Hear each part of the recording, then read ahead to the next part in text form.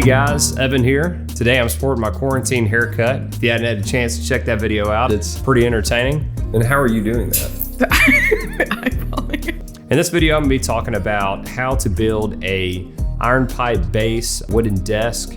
I was getting pretty tired of the tiny little desk that I was working off of, so I decided to go to YouTube and Instagram to get some inspiration. Overall, it's not an insanely difficult project. It just takes a little bit of patience and some time. So before I dig in, I thought I'd give you guys some tips. So take your time when putting on the finish. Don't be like me, and I ended up putting on an original coat on the tabletop. I wasn't happy about it, so I ended up sanding that down. I put a new coat of stain on it and ended up going a different route. But my biggest emphasis there is just take your time with the finish. When you're at the lumberyard or store, make sure you really examine the wood that you're purchasing. I've run into this a couple of times, and it doesn't matter where you get it from. You know, there's bad pieces in the bunch. Some are going to have bows in them or just terrible knots in them.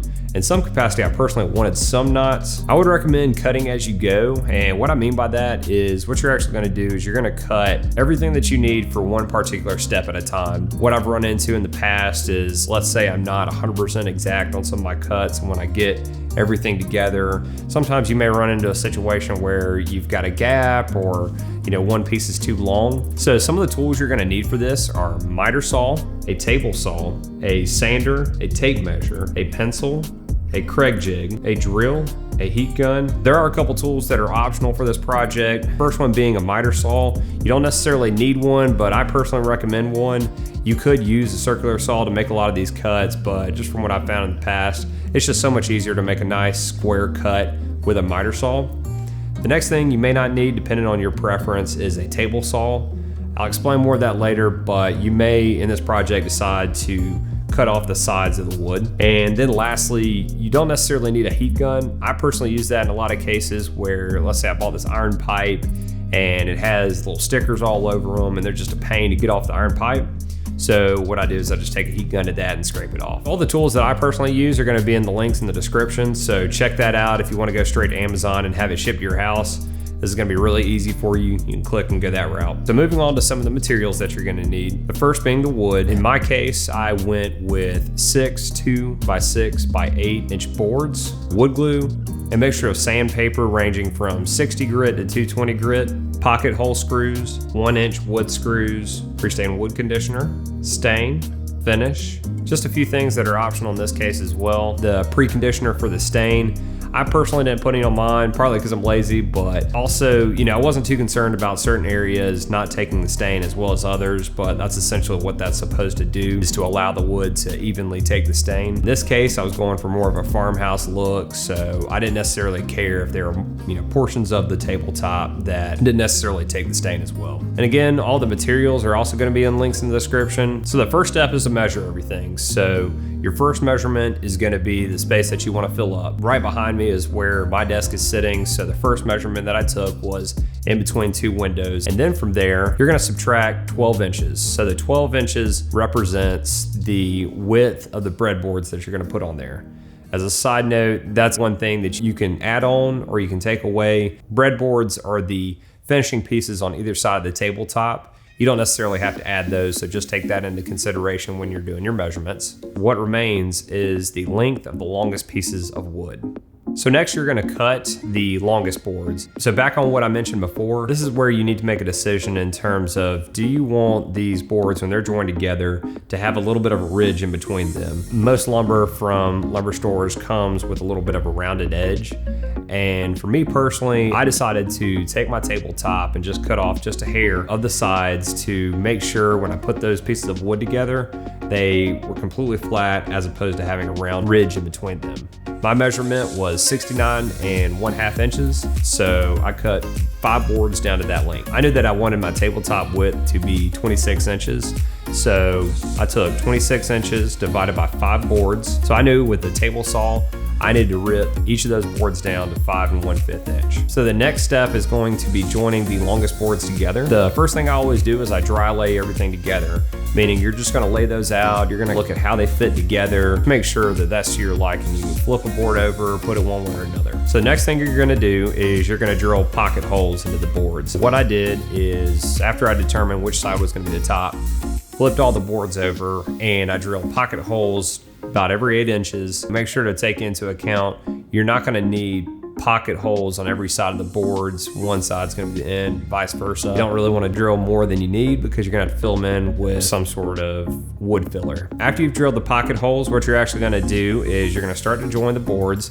I like to put a nice little thin bead of wood glue in between each piece of wood. And then from there, what I like to do is lay the boards on a flat surface, and I put all the pressure that I can on top of those boards just to make sure they're meeting nice and flush on the other side. So the next step is going to be to cut the breadboards if you choose to go that route. This is easy. All you've got to do is measure the width of those longest boards together. Maybe that's your original measurement, maybe it's not, but that's the good thing about waiting until this step to actually cut that board, because now you have an exact measurement on what you need. But now you're going to join the breadboard to the longest boards.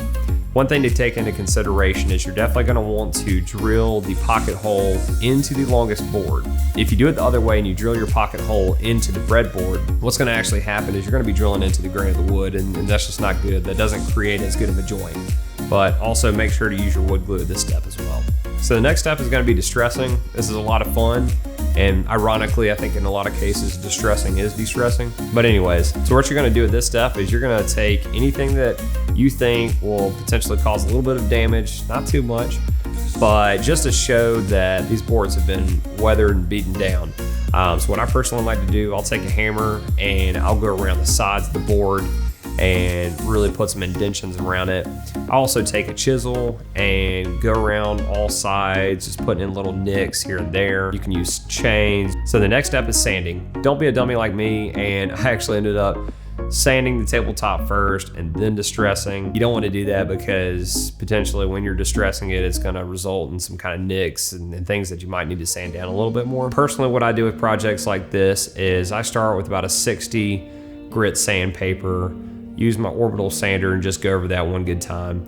And then I work my way up from 60 all the way to 220. And by the time you get to that point, it's gonna be ready to go for the stain. So the next step is to apply the stain. My biggest tip at this point would be just to make sure you've got a nice clean tabletop. At this point, you put a lot of dust and things like that on it. You'll want to wipe the tabletop down with a nice damp cloth, make sure all the dust and all of that is off and ready to go. So when you apply the stain, what I personally do is I wear gloves just to make sure I don't get it all over my hands. And I use old t-shirts, anything I can kind of find around the house because it's going in the trash anyways. Make sure you read the stain instructions. Don't be like me. And for the longest time, I was shaking up stain. Evidently, you're not supposed to, but that's just one thing I learned by actually reading the instructions. And with this cloth, what you're gonna do is you're gonna dip it in the stain, wipe it down, just make sure if you leave any excess, get that up. I personally put 2 coats of espresso stain down on the tabletop. You can also put stain down with a foam brush as well. So the last step is to apply the finish. So for my project, I put lacquer in my spray gun and sprayed about 4 coats down. Lacquer, you don't have to sand in between coats, so you're just waiting for it to dry between each time.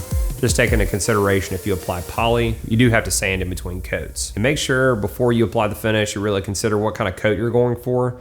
I personally, for mine, went with a satin coat, but you can go from high gloss to satin. Usually when you're at the store, you can find something that kind of shows like what kind of sheen that particular finish is going to apply. So step 8 is to assemble the iron pipe base. This is probably the hardest step, not because of difficulty, but iron pipe is not cheap, and that's what I found out. So for this particular step, I'm gonna put a link in the description for you guys, just showing you how to assemble this, or at least the pieces that you need to join together instead of walking you through step by step. Overall, it's really easy. I personally chose to hand tighten all the pipes together. I've seen where some people tighten it together with a plumber's wrench. I personally found that if I were to do that, it's gonna scratch up the surface of it. And on top of that, I felt like I could get it tight enough through hand tightening. Some people decide to put a little adhesive in between the pipes when they join them. For my particular project, I didn't feel like it was a huge risk. You know, this tabletop's gonna be sitting on it. It's not gonna be moving at all. So at the end of the day, I chose not to put that on there. So after assembling the base, this is where the heat gun came in. I just used that to remove the stickers. After you've removed the stickers, then what you're gonna do is you're gonna spray the base down with a spray paint of your choosing. I'm gonna put a link in the description to the one I use for that as well. And the last step is you're going to drill your base into your tabletop using wood screws. I used 1-inch wood screws and I felt like that was a strong enough hold. but at the end of the day, you're only gonna have about 1.5 inch wiggle room. Well, that's it guys. Be sure to like and subscribe for more DIY videos. Pretty soon here, I'm gonna be putting out one that is gonna talk you through how I built the iron pipe shelves behind me. Pretty similar process, not much is gonna change in between that with the exception of a few items.